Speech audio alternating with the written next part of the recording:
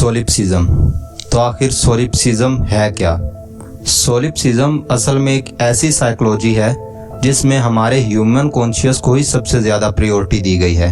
इसका मतलब है कि सारी चीज़ें जो कायनात में मौजूद हैं वो सब कुछ सिर्फ एक वहम है। उनका अपने आप में कोई वजूद या असलियत नहीं है। वो सब कुछ हमारे दिमाग की बस एक बनावट है। कायनात में कोई भी चीज़ असल में मौजूद ही नहीं है। सोलिप्सिज्म में हमारी सोच मतलब सिर्फ हमारे दिमाग को ही वजह बताया गया सारी चीज़ों की, यानी कि बाहरी दुनिया जिसको हम महसूस कर पाते हैं, देखते हैं, उसका असल में कोई वजूद ही नहीं है। तो सुनने के बाद आप भी सोचेंगे कि यार कैसी बेसलेस थ्योरी है, ऐसा कैसे हो सकता है कि बाहरी दुनिया को कोई वजूद ही ना हो। पर यकीन माने, जब इसके बारे में मैंने थोड़ी सी रिसर्च की और जानकारी इकट्ठा की तो मैंने जाना कि एक्चुअल में इस थ्योरी में बहुत सारा वज़न है और बहुत हद तक की ये ठोस भी है। बहुत सारे फिलोसफर्स ने सोलिप्सिज्म पर अपनी फिलोसफीज दी हैं, पर एक्चुअल में दो ही लोग हैं जिनसे मैं बहुत मुतासिर हुआ। पहले हैं जॉर्ज बेरकली, जो कि असल में एक सोलिप्सिस्ट हैं, और दूसरे हैं रेने डिस्कार्टिस। ये अपने आप को सोलिप्सिस्ट पूरी तरीके से तो नहीं मानते, लेकिन इनकी जो फिलोसफी है वो बाहरी दुनिया पर बहुत सारे सवाल खड़े करती है। जो जॉर्ज बेरकली ने बताया था सोलिप्सिज्म के बारे में वो बहुत ही ज़्यादा सब्जेक्टिव आइडियलिज्म था। तो सबसे पहले जानते हैं कि आइडियलिज्म क्या है। आइडियलिज्म और मैटेरियलिज्म ये फिलोसफी की दुनिया की सबसे बड़ी दो टर्म्स हैं। इस दुनिया में कुछ लोग ऐसे हैं जो मानते हैं कि इस दुनिया में कोई चीज़ एग्जिस्ट ही नहीं करती, सारी चीज़ें जो हैं वो सोच या कॉन्शियस से चलती हैं, ये है आइडियलिज्म। और कुछ लोग हैं जो मानते हैं कि इस दुनिया में सोच, एहसास या कॉन्शियस जैसी कोई चीज़ ही नहीं है, सारी चीज़ें मादी हैं, यहाँ तक कि इंसानी जज्बात भी। उनके हिसाब से हमारे जज्बात जो हैं वो हमारे दिमाग में होने वाले न्यूरॉन्स और करंट की हलचल की वजह से ही है, और वो मादी है, उनका वाक़ियत में कोई वजूद ही नहीं है। ये और यहीं पे आता है सब्जेक्टिव आइडियलिज्म, यानी कि आप अपने आप की कॉन्शियसनेस को छोड़ के बाकी सारी चीज़ों की एग्जिस्टेंस को रिजेक्ट कर रहे हैं।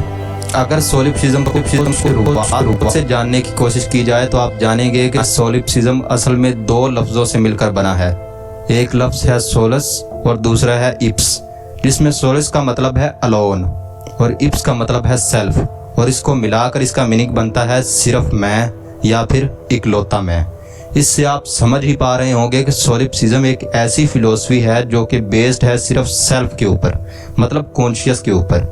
आप इसको सोच कह लीजिए, रूह कह लीजिए या फिर वहम कह लीजिए। तमाम मज़ाहिब में इस चीज़ को रूह का नाम दिया गया है और बाहरी दुनिया को माया का। हालांकि जो चीज़ सनूवियत के ज़ुमरे में आती हैं वो थोड़ी सी अलग हैं। रेने डिस्कार्टिस, शायद आपने पहले इनका नाम सुना हो या ना सुना हो, लेकिन आपने इनका एक कोट ज़रूर सुन रखा होगा, I think therefore I am, मैं सोचता हूँ इसीलिए मैं हूँ। अगर इस कोट को थोड़ा सा डीपली समझने की कोशिश करें तो आप जानेंगे कि इसका असल में मतलब कुछ ऐसा होता है कि मेरा वजूद है क्योंकि मेरे दिमाग ने मुझे सोच कर बनाया हुआ है, यानी कि मेरा जो जिस्म है उसका कोई मादी वजूद ही नहीं है। जो वजूद मैं देख पा रहा हूँ या महसूस कर पा रहा हूँ वो बस मेरे दिमाग की एक बनावट है जो कि दिमाग से यानी मेरी सोच से आई है। रेने डिस्कार्टिस की एक और इंटरेस्टिंग बात यह है उनका ख्वाबों की तरफ का नज़रिया। उनका कहना था कि हम अपने ख्वाबों के बारे में मुतमईन नहीं हैं, तो हम सच्चाई और हकीकत के बारे में कैसे मुतमईन हो सकते हैं। और इसी चीज़ पर बेस्ड आपने एक मूवी भी देखी होगी, इंसेप्शन। अगर आपको समझ नहीं आया कि बाहरी दुनिया और ख्वाबों का कनेक्शन क्या है तो मैं आपको एग्जाम्पल से समझाता हूँ। सोचो आप एक ख्वाब देख रहे हैं जिसमें आप एक प्लेन पे बैठे हो, आप उस प्लेन से गिर जाते हैं। कंसीडर कीजिए जैसे ही आप गिरते हैं आप ख्वाब से उठ जाते हैं। तो अब असल में सोचे कि क्या आप प्लेन में बैठे थे, क्या आप कभी प्लेन से गिरे थे? नहीं, लेकिन तब भी आपने उन सारी चीज़ों का गुमान या क्यास किया। एग्जैक्टली आपने बिल्कुल ऐसे किया जैसे आपने वो चीज़ें जी हो। बिल्कुल मैटेरियलिस्टिक एक्सपीरियंस आपने उस चीज़ का जिया जो असल में एग्जिस्ट ही नहीं करती। और यही सोलिप्सिज्म का मेन कायदा है कि जो चीज़ें एग्जिस्ट करती हैं वो सिर्फ आपकी कॉन्शियस है, और बाकी जो क्यास आप ले ही हैं वो सिर्फ हमारे दिमाग का खेल है।